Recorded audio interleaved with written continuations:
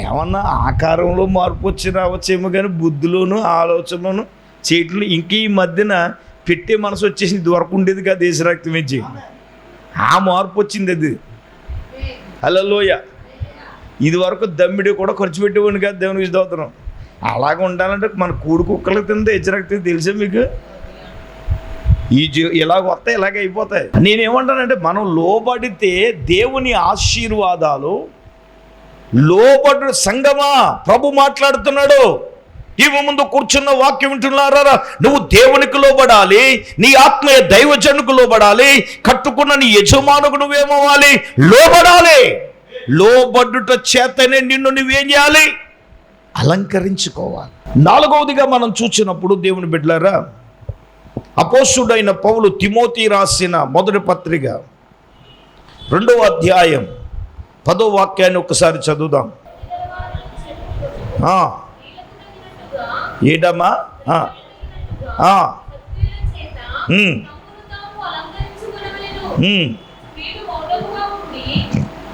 చూడండి, దైవభక్తి గలవారమనే చెప్పుకొనుచున్న స్త్రీలకు తగినట్టుగా సత్క్రియల చేతని తమ్మును తాము అలంకరించుకోవాలి.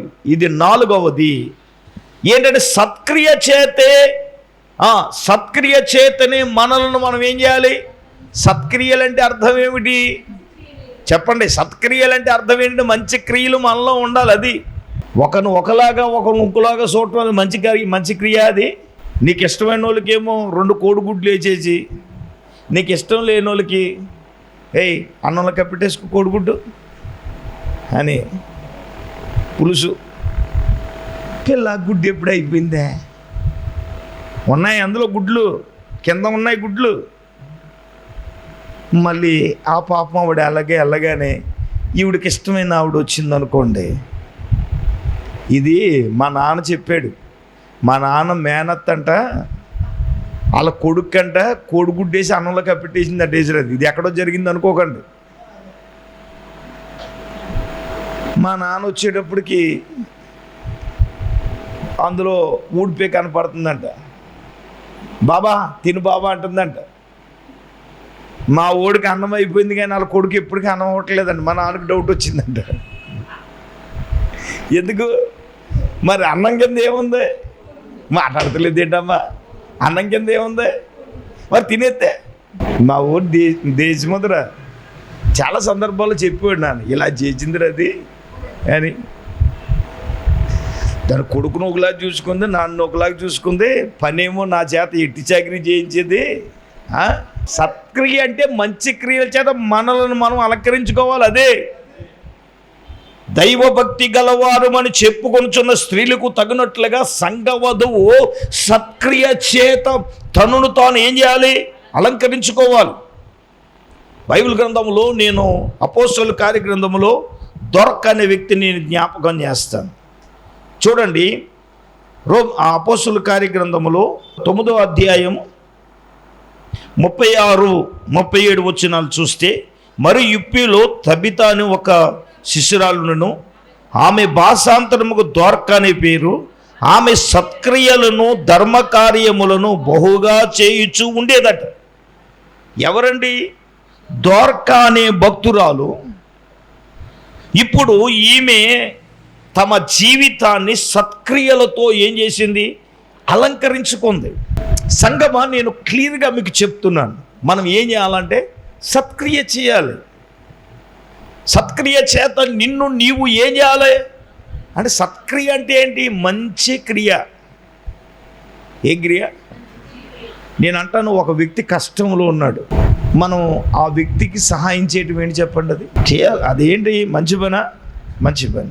లేదే మన కొరకే మనం లగ్జరీగా 15,000 20,000 మనం ఖర్చు పెట్టుకుంటే అది మంచి క్రియ?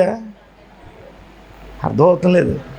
మనం ఏం చేయాలంటే, సంఘము ఎప్పుడు కూడా సత్క్రియ చేత తమను తాము అలంకరించుకోవాలి. నువ్వు చేసే మంచి ప్రియను బట్టి నేను మనుషులు పొగిడినా పొగడకపోయినా దేవుడు నిన్ను పొగుడుతాడు.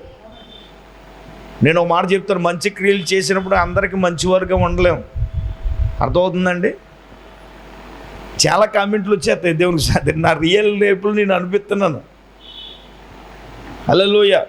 పోనీ ఎవరో చేయట్లేదు, మాకు మంచి అయ్యగారిని ఇచ్చావు నాయన, మా అయ్యగారికి మంచి మనసు ఇచ్చావు ప్రభా, మాలాంటి అయ్యగారు మంచి మనసు లేడని శాడిచ్చి వేసిన అవటం పోయి మంచి పనులు చేసినప్పుడు కూడా మనకేమవుతాయి?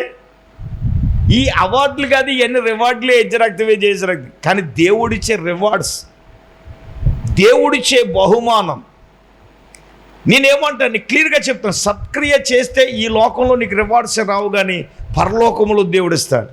ఆమేన్. నువ్వు చేసిన మంచి క్రియలు నీ దేవుని ఎదుట కనబడతాయి కదా.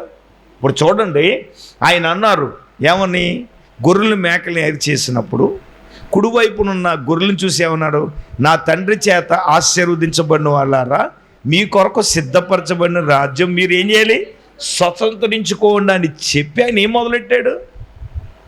ఆకలి ఎత్తే అన్నం పెట్టారు. అంటే ఆకలి ఎత్తే అన్నం పెడితే ఎక్కడికి వెళ్ళిపోకండి, హెచ్చరక్త విజయం. అది దీన్ని చూసే రాశారు అక్కడ. ఆకలి స్తోత్రం. ఆకలి ఎత్తే అన్నం పెట్టారు, దాహంగా ఉంటే నీళ్ళు ఇచ్చారు, వస్త్రహీనుడిగా ఉంటే వస్త్రం ఇచ్చారు, రోగుడై ఉంటే పరామర్శించారు.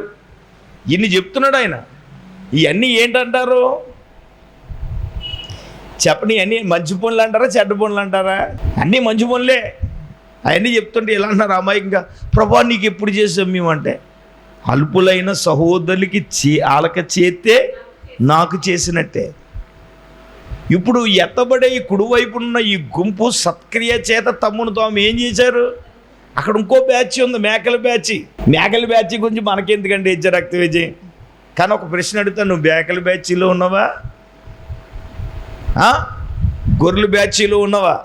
గొర్రెల బ్యాచ్ ఏంటి చెప్పన? తమ్ము సత్క్రియ చేత తమ్మును తాము అలంకరించుకున్న బ్యాచ్. మరి మేకల బ్యాచ్ ఏంటి? సత్క్రియ చేత తమ్మును తాము అలంకరించుకున్న బ్యాచ్. మన వాళ్ళు చాలామంది గొర్రెల్లాగా మారిపోయాం అనుకున్నారు, కానీ మేక బుద్ధులు పోవట్లేదు. ఏ బుద్ధులు? మేక బుద్ధులు పోవాలి మనలోకి. హెచ్చరక్త విజయం. ఓ మాట చెప్పనా, 100 మంది గొర్రెలునండి ఒక మేక ఉంటే వీళ్ళన్నింటిని రంగం చెడిపేస్తుంది. అర్థమవుతుందా మీకు? అదే గొర్రెలే ఉన్నాయనుకోండి, కాపరం ముందు ఉంటాడు మని. ఆ 100 గొర్రెల్లో ఒక మేక ఉందనుకోండి, కాపరం ముందు ఉంటాడు, వెనక ఉంటాడు. ఇదే మర్మం. కారణం ఏంటి తెలుసా? గొర్రెలు కాపరం ముందుంటే అది వెళ్తాయి, ఈ మేక అదిగంటిది కాదు. పక్కన ఏమైనా పచ్చడి కనిపించింది దానికి ఏం చేస్తుంది? అది వెళ్ళిపోయిందంటే, గొర్రె ఏంటంటే ఒకటి వెళ్ళిందంటే దాని వెనకాల వెళ్ళిపోయే స్వభావం. మీరు గమనించండి, మన గొల్లబాయుడు ముందు ఉంటాడు, వెనక. కారణం ఏంటంటే గొర్రెల మందలు ఏమున్నాయి? అర్థమవుతుందా? ఎందుకు అర్థమవుతుంది మీకు? హల్లెలూయ. రూపమేమో గొర్రె రూపం, స్వభావం ఏ రూపం. అందుకే హెచ్చరక్త సత్క్రియ అనిపించదు. హల్లెలూయ. అయ్యారు సూపర్ అండి అని మళ్ళీ వెళ్ళి నాకు తాటాకులు కడుతుంది. మేక స్వభావం అది, హెచ్చరక్త విజయం అది. ఏదైనా కూడా డైరెక్ట్గా చెప్పు హెచ్చరక్త విజయం, అంతేగాని అంతే తప్పగానే సత్క్రియ చేత నిన్ను నీవు అలంకరించుకోవడం, అది ఎత్తబడే గుంపులో తండ్రి నీ కొరకు సిద్ధపరచబడిన రాజ్యం ఎవరు స్వతంత్రించుకున్నారమ్మా చెప్పండి? అది సత్క్రియ చేత నిన్ను నీవు అలంకరించుకునే గుంపులో ఉండాలి. ఇప్పటికి ఎన్నైనాయి? 4 అయినాయి. 5వదిగా మనం చూసినప్పుడు సామెతల గ్రంథం 3వ అధ్యాయం 21, 22 వచనాలు ఒక్కసారి మనం చదువుదాం. సామెతల గ్రంథం 3వ అధ్యాయం 21, 22 వచనాలు. నా కుమారుడా, లెస్సైన జ్ఞానమును వివేచనయు భద్రము చేసుకొనుము, వాటిని నీ కన్ను ఎదుట నుండి తొలగిపోనీయకము, అవి నీకు జీవముగాను నీ మెడకు అలంకారంగా ఉండాలంట. ఏంటంట? జ్ఞానం. అందరూ చెప్పండి. జ్ఞానమే మన మెడకు అలంకారముగా ఉండాలి. అనవసరమైన విషయాల కంటే అవసరమైన జ్ఞానమునే ఏం చేయాలి? మనం అలంకరించుకోవాలి. ఇది ఎన్నోది? 5వది. సంగమా, దేవుని బిడ్డలారా గమనించండి, మనకి ఏం కావాలంటే జ్ఞానము చేత నిన్ను నువ్వు ఏం చేయాలి? అలంకరించుకోవాలి. అమ్మ వినండి, ప్రకృతి సంబంధమైన జ్ఞానం చేత అలంకరించుకోవడం కాదు, పైనుండి వచ్చే జ్ఞానము, ఆత్మ సంబంధమైన జ్ఞానం చేత మనం ఏం చేయాలి? ఆత్మ సంబంధమైన జ్ఞానం చేత అలంకరించుకోవాలి. అది ఆత్మ సంబంధమైన జ్ఞానం లేదు కొంతమందికి. మనలో ఇప్పుడు జ్ఞానం అంటే ఉప్పొంగి చేస్తుందంట, ప్రేమ ఏమోనంట క్షేమాభివృద్ధిని కలుగజేస్తుంది. జ్ఞానం ఏం చేస్తుంది? కొంతమంది ఉప్పొంగిపోతూ ఉంటారు. దేవునికి స్తోత్రం. లెంట సీజన్లో భక్తులు, ఉపవాసం చేతలో చేసిన భక్తులు ఉన్నారు మన చర్చిలో. కొంతమంది భక్తులు రక్తం వేచి చెలరేగిపోతూ ఉంటారు. హల్లెలూయ అంతా నేనన్నే ఫీలింగ్ అయిపోతారు. రే ఇది ఏది సీజనల్ భక్తి కాదు, ఇది అర్థమవుతుందా? దేవునికి స్తోత్రం. ఆడికి నేను సంఘ పెద్ద ఇవ్వలేదంట. హల్లెలూయ. సంఘ పెద్ద ఇవ్వడానికి కూడా క్వాలిటీలు ఉండాలి. నువ్వేమో నీ జీవితం మారలేదు, నీ అలవాట్లు మార్చుకోలేదు, నువ్వు నీ బ్రతుకును మార్చుకోలేదు, నువ్వు ఇప్పటికీ కూడా ఏం చేయట్లేదు, మార్చుకోలేదు. నేను చాలాసార్లు హెచ్చరించాను, మామూలుగా కాదు.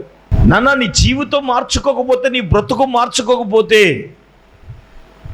జ్ఞానమే నీకు మెడకు నీకు ఎలాగ ఉండాలి? అలంకారంగా ఉండాలి. ఏమన్నాడు? నా కుమారుడా, లెస్సైన జ్ఞానము వివేచనను భద్రం చేసుకో. ఆ జ్ఞానమును నీ కన్నుల ఎదుటి నుంచి నువ్వు తొలగిపోనివ్వకు.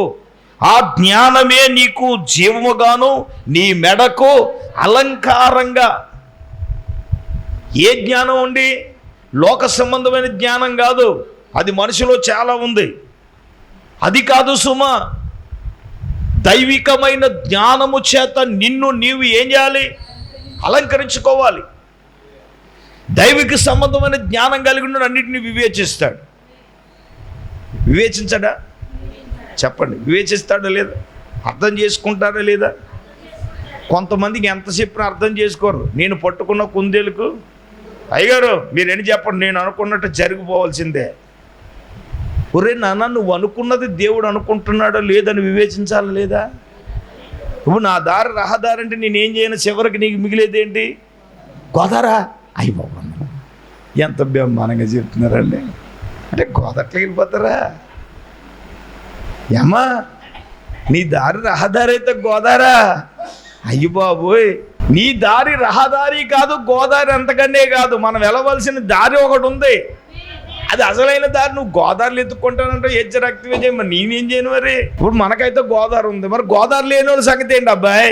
ఇప్పుడు జ్ఞానంగా నడుచుకోమని యేసు ప్రభు ఏం చెప్పాడు చెప్పండి? ఊరు నీ పాపం విడిచిపెట్టరు, నువ్వు తాగుడు విడిచిపెట్టు, విచారం విడిచిపెట్టు, నీ చుట్ట ఈమాని మంచిగా బతుకు, నువ్వు జ్ఞానంగా బతుకు అని చెప్పడం తప్పండి? ఏమండి? అజ్ఞానంగా బ్రతికేవాడు జ్ఞానంలోకి వస్తున్నాడు కదండి. యేసుబాబు గురించి చెప్పేసి ఒకప్పుడు అలాగుండి ఇలాగుండి ఉండండి బాబు, యేసుబాబు నన్ను మార్చాడండి, జ్ఞానంగా బతుకుతున్నానండి, శుభ్రంగా పని చేసుకుంటున్నానండి, భార్య బిడ్డలను పోషించుకుంటున్నానండి, కుటుంబం చాలా బాగుందండి అని అంటుంటే, ఇప్పుడు జ్ఞానం లేనుడుగా ప్రవర్తిస్తున్నావు ఏంట్రా బాయ్? నువ్వు జ్ఞానము నీ కన్నులు ఎదుట తొలగిపోవద్దు. 7 రకాలు ఉన్నాయి. ముందు పవిత్రమైంది. మనం చాలా సందర్భాల్లో ధ్యానం చేసాం. వేల ప్రసంగాలు ఎప్పుడో కూడా వస్తూనే ఉంటుంది, నేను దానికి టచ్ అయ్యి. నేను సంఘము ఆత్మ సంబంధమైన జ్ఞానం చేత ఏం చేయాలి? అలంకరించుకోవాలి. అందుకే పౌలు చెప్తాడు, కొలస్సీలకు రాసిన పత్రిక 4వ అధ్యాయం 4వ వచనాన్ని ఒకసారి చదవండి. 5వ వచనం చదివి తల్లి. సమయాన్ని పోనీయక సద్వినియోగము చేసుకొనుచు సంఘమునకు వెలుపల వారి ఎడల జ్ఞానాన్ని కలిగి నడుచుకోండి. ఏంటంట? సంఘము సమయాన్ని పోనీయక ఏం చేయాలా? 2 గంటల ప్రార్థన అంటే మనం ఎంతమంది సమయాన్ని సద్వినియోగం చేసుకుంటున్నాం? అది మీ విజ్ఞతకే నేను విడిచిపెడతాను. అయితే నేను చెప్పే అత్యంత కీలకం ఏంటో తెలుసా? సంఘము వెలుపల వారి ఎడల మనం ఏం చేయాలా? చెప్పండి అమ్మా. ఒక పేదరాశి పెద్ద మరుగు మీద కూర్చుంటుంది 7 గంటలకే. ఏంటి పిల్ల పాస్టర్ గారు ఎప్పుడు 7 గంటలకే ఏం పడిపోతున్నాయే, ఇప్పుడు వెళ్తున్నావేంటి, 8 అయిపోయింది కదే అందనుకో. మాట వస్తుందా? మాట రాదు. మనసులో నా సంగతి దీనికి ఎందుకు, అరుగు మీద కూర్చున్నట్టుగా నీ ముసలిదే తిని అరగట్లేదని, ఊరు గొడవలని దీనికే కావాలని నువ్వు తిట్టిపోసుకుంటావు. రక్తం వేచే ఏంటే పిల్ల, ఏంటో మాట్లాడుకుంటున్నావు? శివుడి దన్నానా సౌండ్ ఇంజనీర్ కాబట్టి సరిపోయింది రక్తం వేచే. సరే ఆవిడ సౌండ్ ఇంజనీరే, ఆయన సౌండ్ ఇంజనీర్ కాదు కదా. చెప్పండి, సంఘం వెలపడ ఆవిడ ఉంది, సంఘం లోపల మనం ఉన్నాం. ఇప్పుడు చెప్పండి, నువ్వు 7 గంటలకు వెళ్తున్నా పిల్ల, నువ్వు ఇప్పుడు వెళ్తున్నావు ఏంటి అందంటే నువ్వు నీళ్ళు గుయ్యిలో తిగి రక్త విజయ్ అల్లెలోయ. ఇప్పుడు సంఘం వెలుపులు వారి ఎడల జ్ఞానం అంటే ఏమిటి? జ్ఞానము చేత అలంకరించుకోవడం అంటే ఏమిటి? వారానికి ఒకసారి జరిగే ఉపవాస ప్రార్థనలో మనము 2 గంటల ఉపవాసం అని పేరు చెప్పి గడపలేకపోతే ఇంకేంటి? జ్ఞానమునే అలంకారంగా నువ్వు అలంకరించుకోనా అంటున్నది వాక్యం. ఇప్పుడు ఏమి చేయాలి చెప్పండి? 5వదిగా జ్ఞానము చేత మనం ఏం చేయాలి? అలంకరించుకోవాలి. 6వ విషయాన్ని చెప్తాను. 6వ విషయం పేతురు రాసిన మొదటి పత్రిక 3వ అధ్యాయం 4వ వాక్యం. త్వరగా చదవండి. సాధువైనట్టు మృదువైనట్టు అక్షయ అలంకారము గల మీ హృదయపు అంతరంగ స్వభావం మీకు అలంకారంగా ఉండాలి. హల్లెలూయా. అంటే ఏంటి? స్వభావమే నీకు ఎలాగ ఉండాలి? అలంకారం. మీ అంతరంగ స్వభావం, బహిరంగ స్వభావం కాదు. Inner feeling. ఇన్నర్ ఫీలింగ్ అంటే అర్థం ఏంటి? ఇన్నర్ ఫీలింగ్ అంటే లోపల అని అర్థం. ఇది అలా చూసి చేస్తున్నారు ఏంటి అంటే అయ్యగారు ఇంగ్లీష్ పీసి మాట్లాడుతున్నా మాకు అర్థం కదా. మా అమ్మ అంత కాదు, దేవునికి స్తోత్రం. అంతే కదా, ఇన్నర్ ఫీలింగ్ కదా. మన వాళ్ళకి ఇన్నర్ ఫీలింగ్ అవసరం లేదు, అవుట్ ఫీలింగే కావాలి. హలో, నా దేవునికి బాహ్య రకం అవసరం లేదు, అంతరంగమే కావాలి. నీ అంతరంగ స్వభావమే నీకు ఎలాగుండాలి? మాట్లాడతలేదు ఏడమ్మా? నీ అంతరంగ స్వభావమే నీకు ఎలాగుండాలి? అలంకారంగా ఉండాలి. నీ అంతరంగ స్వభావమే నీకు అలంకారంగా ఉండాలి. సో తగండి అయ్యారు ఎలాగుంటుంది కానీ ప్రేమ ఎక్కువనండి. పెట్టవద్దని మరి పెట్ట కాకపోతే ఇంకా మామూలుగా ఉండదండి. హలో, అది పెడితే పెళ్ళి లేకపోతే ఏదంటారు, అది కాదు. నీ ఇన్నర్ ఫీలింగ్, నీ అంతరంగ స్వభావము నీకు అలంకారంగా ఉండాలంటే నీ అంతరంగ స్వభావం ఏం చూస్తారు? ప్రభు చూస్తారు కదా. మరి సమూయేలుని యెషయా దగ్గరికి వెళ్ళు, యెషయా కొడుకుల్లో అక్కడ నేను రాజుగా అభిషేకిస్తానని చెప్పాడు కదండి. మరి వెళ్ళిపోయాడు సమూయేలు గారు. వెళ్ళిపోయి యెషయా పెద్ద కొడుకు చూడగానే అండవీడు చిత్తి ఈడే రాజు అనుకున్నాడు పాపం సమూయేలు. ఇప్పుడు దేవుడు ఏమన్నాడండి? సమూయేలా, మనుషులు ఏం చూస్తారు? పై రూపాన్ని. నేనేం చూస్తాను చెప్పండి, నేనేం చూస్తాను? ఇంక దెబ్బతో సిట్టెడ్ అయిపోయాడు సమూయేలు గారు. దేవునికి స్తోత్రం. అందుకే పెద్దోడు వచ్చిన నో అన్నాడు, చిన్నోడు వచ్చిన నో అన్నాడు, 7 వచ్చినా no no no no no no అన్నాడు. నీ పై పర్సనాలిటీని చూసి దేవుడు నిన్ను కోరుకోడు, నీ హృదయాంతరంగం చూసి దేవుడు నిన్ను కోరుకుంటాడు. అందుకే 51వ సంకీర్తనలో ఆయన అంతరంగములో సత్యమునే కోరుకొనుచున్నారు అన్నాడు. ఆయన అంతరంగంలో ఏం కోరుకుంటున్నాడు? ఆయన సత్యమునే కోరుకుంటున్నాను అన్నాడు. అంటే అర్థం ఏమిటి? హలో వినండి, నీ అంతరంగ స్వభావమే నీకు అలంకారంగా ఉండాలి. అదేంటి చెప్పనా? మంచి స్వభావం చేత నేను అలంకరించ. సొలొమోను అంటాడు సామెతల గ్రంథం 14వ అధ్యాయం 14 వచ్చిన సెకండ్ లైన్లో ఏమంటాడు తెలుసా? మంచి వాని స్వభావం వానికి ఏమిచ్చను? సంతోషం ఇచ్చను అన్నాడు. చదవండి ఒకసారి 14. మంచి వాని స్వభావము వానికి ఏమిచ్చును? చెప్పండి. మంచి వాని స్వభావం వానికి ఏమిస్తుంది? నీకు పరలోకంలో సంతోషమే. హృదయాంతరంగ స్వభావమే నీకు అలంకారంగా ఉండాలి. అంతేగాని పై డాబు పై రూపు చూచి కాదు. ఒకటి ఈ మధ్యన ఎవరో చెప్తూ ఉన్నాడు, వాపోతున్నాడు, అయ్యా 10 ఎకరాలు ఉందని చేర్చమండి అయ్యా, ఆడు ఎర్రగా బుర్రగా ఉన్నాడండి అయ్యా, ఆడేమో పనికి వెళ్ళలేదండి అయ్యా, ఆడ అలవాట్లతో 10 ఎకరాలు బెట్టింగ్లు ఎట్టేసాడంట. బెట్టింగ్లు ఎట్టి ఏమైందండి? 10 ఎకరాలు కాదు 100 ఎకరాలన్నా అయిపోద్ది రక్త వేజి. ఇప్పుడు ఏమైపోయారు? తినడానికి తిండి లేని నిస్సాయి స్థితిలో వెళ్ళిపోయాడు. ఇప్పుడు వీళ్ళకి ఏం తక్కువ అంటే అన్నీ ఉన్నాయి. మన సాఫ్ట్వేర్ ఇంజనీర్ కూడా ఊరేసికి చచ్చిపోయాడు రక్త వేజి. ఎందుకంటే అప్పులే. సాఫ్ట్వేర్ ఇంజనీర్కి నేను అడుగుతున్నాను, సాఫ్ట్వేర్ ఇంజనీర్కి అప్పులు ఎందుకు అవుతాయి? చక్కగా మంచి జీతాలు ఉంటాయి కదా. అసలు ఆడికి నేనేమంటానంటే ఆడికి సాఫ్ట్వేర్ నిద్ర ఉండదు, నిరంతరం ఏం చేయాలి, పని చేస్తూ ఉంటే డబ్బులే కదండి. అడిగి ఒక చెడు స్నేహితుడు తగిలాడు అడిగి అన్ని రాంగ్ ట్రాక్లో చెప్పండి నడిపించండి. ఇప్పుడు నా దగ్గర డబ్బులు లేవండి, ఆ డబ్బులతో కొంత ఉన్నాడు అనుకోండి, ఆయన ఏం చేయాలా? ఇప్పుడు ఆయన లాగడం కోసం ముందు డబ్బులు ఏం చేస్తాడు? చూడండి, ఏటగాడిని పెట్టినట్టు కూడా ఎర్రాడతాడు. చూడండి, చెప్పరండి.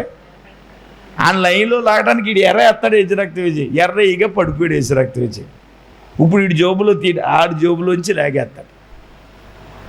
ఆ మైకులో వెళ్ళిన తర్వాత ఆడు ఎక్కడ జీవితం ఎక్కడికి వెళ్ళిపోతుంది తెలుసా? మొత్తం చనిపోయే వరకు ఆడు మాత్రం సావడసమ్మా, ఈడు చచ్చిపోతాడు. ఇప్పుడు వీడి భార్య పిల్లలు ఏం చేస్తారు? లబో దిబోమని ఏడుస్తున్నారు. అంటే నేనేమంటానంటే పై డాంబికం కాదండి, ఆడు మంచివాడా లేదనేది మనం గమనించాలి. ఏమంటే అలాగే అలా సొత్తం ఉండు బాబు, సొత్తం ఉండు బాబు. ప్రభు అన్నారు, ప్రభు ఏమన్నారు తెలుసా? ఒరే బాబు, నువ్వు పై డాబు ఏం చూడొద్దు, హృదయం చూడు. ఆమేన్. డబ్బు చూడొద్దు, నువ్వేం చూడొద్దు, హృదయాన్ని చూడు. హల్లెలూయ. దేవునికి ఏం కావాలంటే నీ హృదయాంతరంగా మంచి స్వభావమే కావాలా, అంతే కదా. మరి డబ్బు తెస్తుంది కానీ నువ్వు కాళ్ళు తెచ్చుకొస్తే హెచ్చరక్తి వచ్చి బెడ్ కాపి అది నీకివ్వదు, నువ్వే దానికి ఇవ్వాలి. అది మరి హల్లెలూయ. డబ్బు కాసిపడి, ఈట్లు కాసిపడి, ఆటలు కాసిపడి అంతగా నువ్వు అన్నావు అనుకో, నేను ₹1,00,000 ఇచ్చి కొనుక్కున్నాను నీ కొడుకుని హెచ్చరక్తి వెజ్జి. హల్లెలూయ.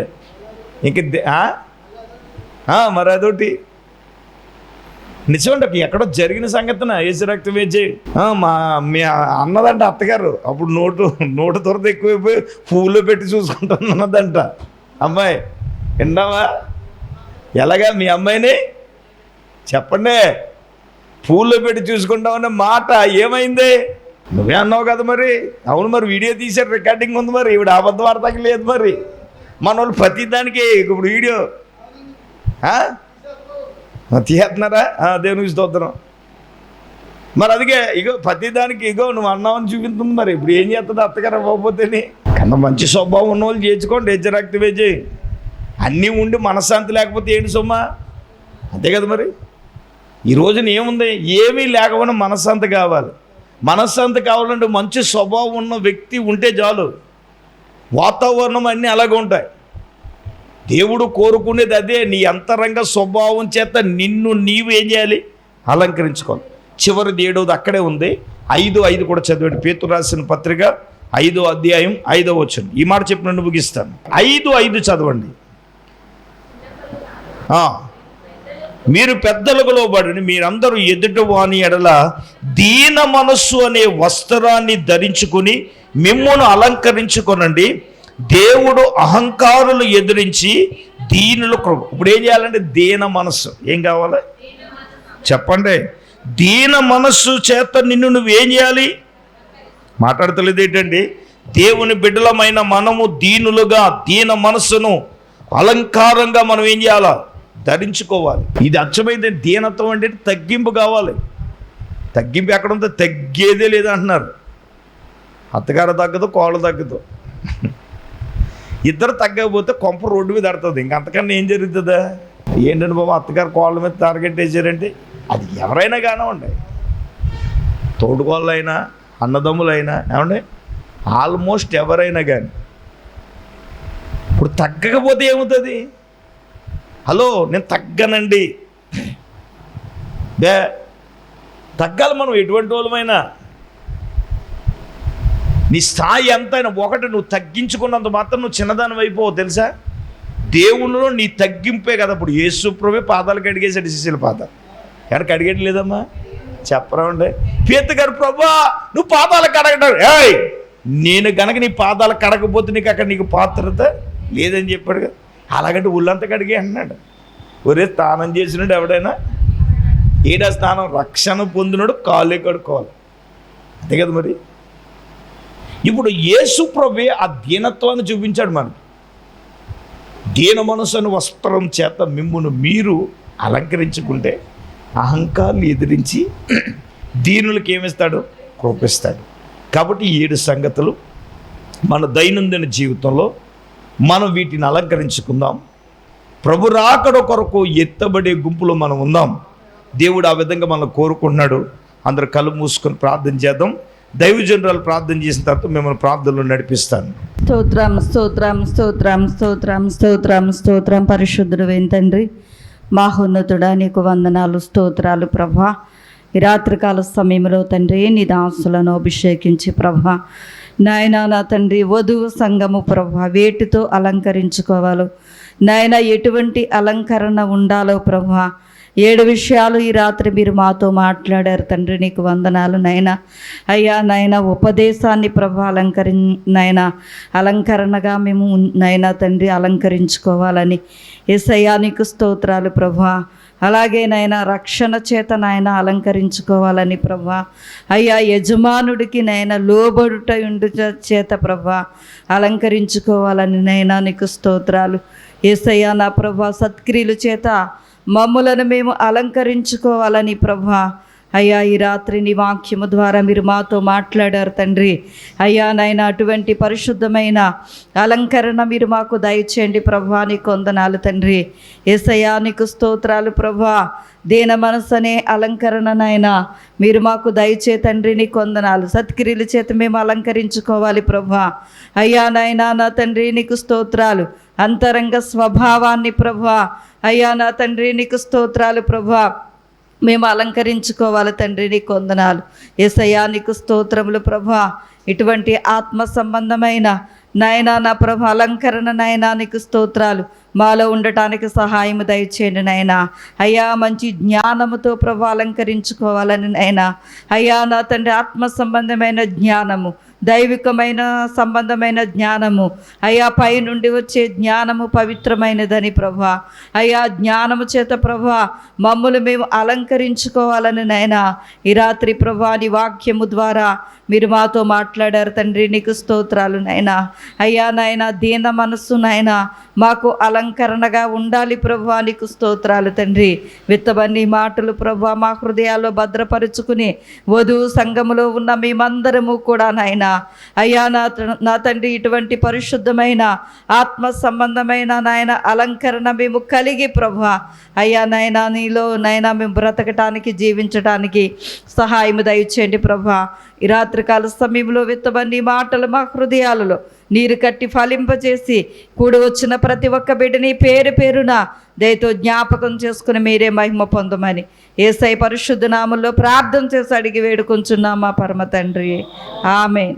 మన పరమ తండ్రి అయిన దేవుని ప్రేమ, మన ప్రభువును రక్షకుడైన యేసుక్రీస్తు ప్రభుల వారి యొక్క దివ్యమైన కృప, పరిశుద్ధాత్మ దేవుని కన్యుని సహవాసం, ప్రభు బిడ్డలారు ఇక్కడ కూడి ఉన్న వెల్లరకును టీవీ ముందు కూర్చున్న వాక్యం ఆయన కృప సదాకాలము తోడైనను గాక. ఆమేన్, ఆమేన్, ఆమేన్.